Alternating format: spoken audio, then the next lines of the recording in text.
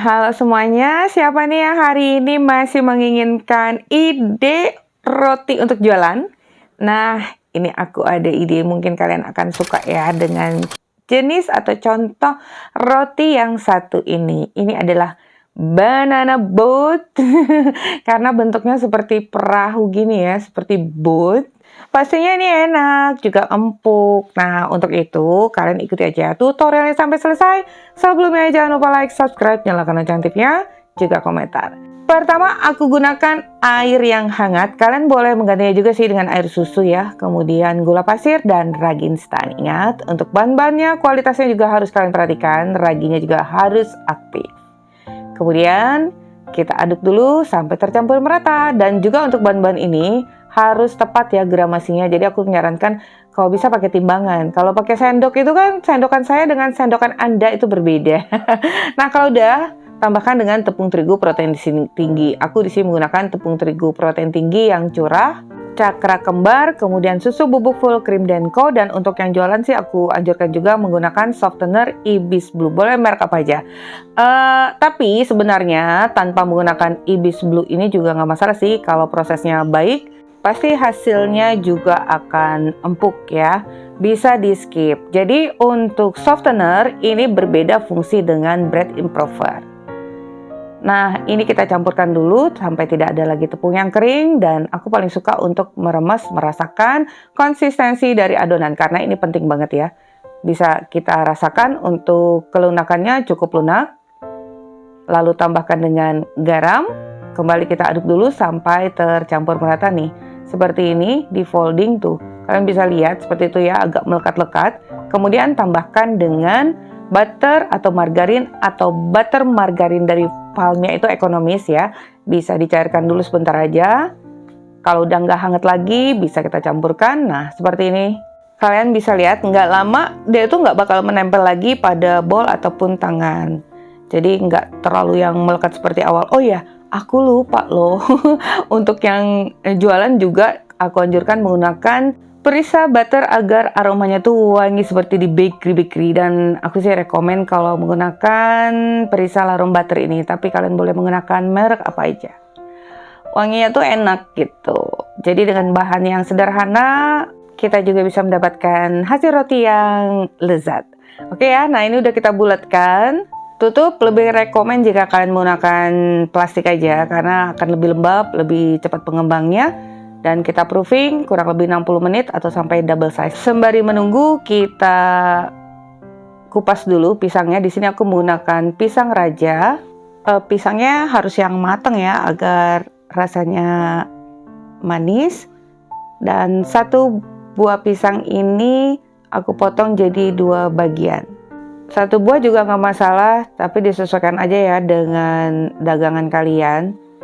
Nah, kalau udah, ini kita lihat dulu adonan yang udah kita proofing. Tapi kali ini aku nggak sampai 60 menit loh, karena udara di luar sana sangat panas cuacanya. Jadi ini kurang lebih sekitar 45 menit.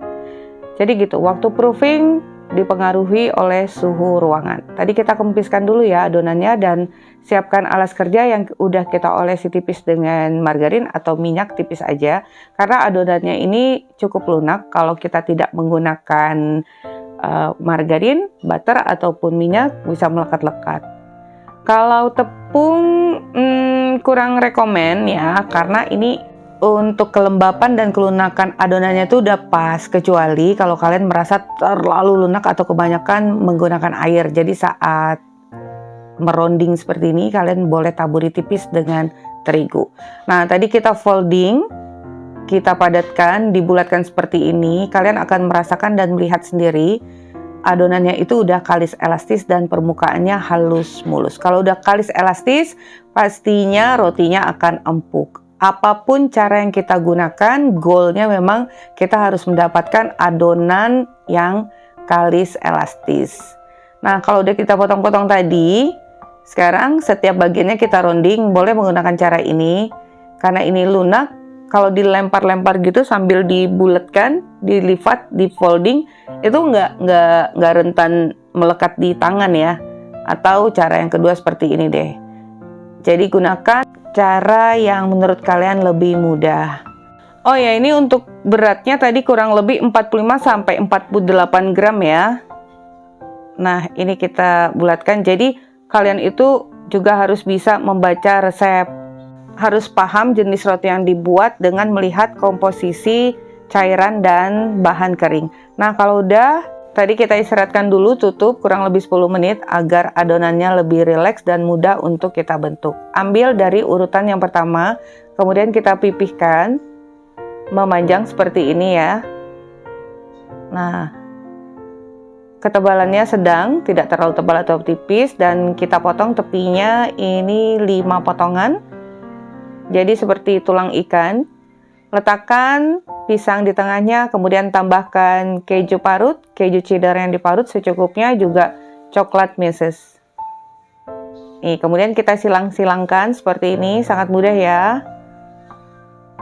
Jadi ini roti mirip isian bolen, tapi ini adalah banana boat, banana coklat cheesy boat. Namanya kebule-bulean atau kalian boleh memberikan nama yang lain. Nah, jadi kalian perhatikan ya teman-teman tahapannya, juga konsistensi adonannya. Emang untuk adonan yang satu ini pada resep ini agak sedikit lebih lunak. Dan nggak perlu khawatir, asalkan kalian tahu cara penanganannya, pasti kita bisa menghandlenya dengan baik. Jadi aku harapkan sih kalian bisa mengikuti tutorial video itu dari awal sampai akhir secara audio dan visual agar dapat informasinya itu sempurna gitu loh teman-teman. Kalau yang ingin mencoba dan membuatnya dengan sungguh-sungguh, dan setiap proses dalam tahapan pembuatan roti itu saling berkaitan. Jadi tidak disebabkan oleh satu hal aja. Nah, kalau udah selesai semua, waktunya kita final proofing. Sesuai suhu ruangan, bisa 25, 30, bisa lebih atau kurang ya. Maksimal itu nggak sampai 1 jam. Dan satu loyang pertama saat kita bentuk udah lebih mengembang, loyang yang keduanya belum. Jadi kita tutup dulu dan sekarang kita olesi dengan kuning telur dan air susu. Perlu diingat, waktu yang tepat untuk pengolesan ini adalah 10 menit sebelum masuk oven. Jadi saat ini juga oven udah kalian panaskan terlebih dahulu ya. Kalau udah, permukaannya kita taburi dengan gula pasir. Nah, ini udah siap kita oven. Loyang yang satunya lagi, ini udah proofing udah 80%. Artinya udah siap masuk oven, tapi ovennya nggak cukup kalau 2 rak. Jadi kita simpan yang lagi menunggu itu di chiller. Sekarang, loyang yang pertama kita oven dengan suhu 180-190 derajat Celcius. 20 menit atau bisa kurang lebih sesuai oven kalian masing-masing. Nah, ini loyang yang masih antri karena ovennya oven rumah tangga, kita simpan dulu di chiller. Setelah loyang pertama ini sebentar lagi mateng, kurang lebih ya 10 menitan lagi mateng atau 5-10 menit lagi mateng. Yang di chiller kita simpan bisa kita keluarkan, letakkan pada suhu ruang dan kita oleskan dengan kuning telur. Tuh, loyang pertamanya udah mateng, segera aja olesi dengan butter atau margarin. Dan kita masukkan loyang yang kedua. Jadi begitu caranya. Kalau kalian buat banyak, tapi ovennya oven yang rumah tangga atau yang kecil ya. Di sini oven aku itu 60 liter. Jadi kalau kita itu manggang dengan oven yang kecil langsung 2 rak, itu pasti hasilnya nggak maksimal. Bagian bawah nggak mengembang, lah bagian atasnya itu rentan cepat gosong. Nah, ini kita beri paper cup. Untuk perlengkapan baking, cooking, kitchen, terutama untuk kertas-kertas roti atau peralatan baking lainnya, kalian bisa klik linknya di kolom deskripsi ya untuk pemesanan. Nah, ini udah selesai. Hasilnya cantik. Cantik gak sih? Kalau aku sih anggapnya cantik, karena aku yang buat. Dan untuk lembutannya pastinya akan lembut jika semua proses dan tahapannya kalian kerjakan dengan baik. Gramasi harus tepat, proses pengolahannya, pencampuran, waktu proofing sangat penting juga saat pengovenan dan penyimpanan. Kalian bisa simpan setelah tidak panas lagi, kurang lebih 10 menitan itu bisa masukkan di plastik OPP. Nah, seperti ini ya.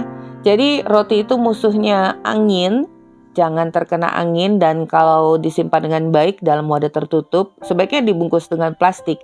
Itu akan bertahan normalnya 3-4 hari karena kita tidak menggunakan pengawet. Nah, seperti ini ya. Kemasan-kemasan roti, kue, kalian bisa klik linknya di kolom deskripsi.